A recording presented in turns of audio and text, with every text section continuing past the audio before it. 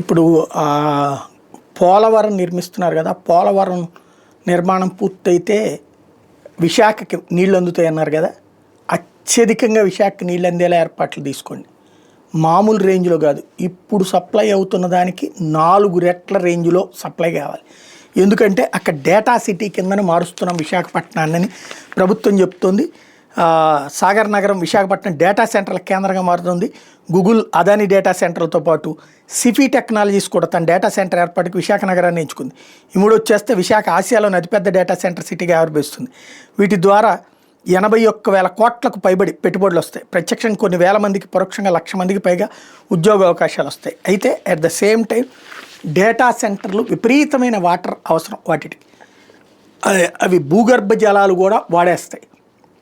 వ్యవసాయానికి ఇబ్బందులు ఎదురవుతాయి, తాగునీటికి ఇబ్బందులు ఎదురవుతాయి. కాబట్టి ఇప్పుడు ఎంత నీటి సరఫరా ఉందో దానికి 3 సరఫరాకి సిద్ధపడటం ముఖ్యం అక్కడ.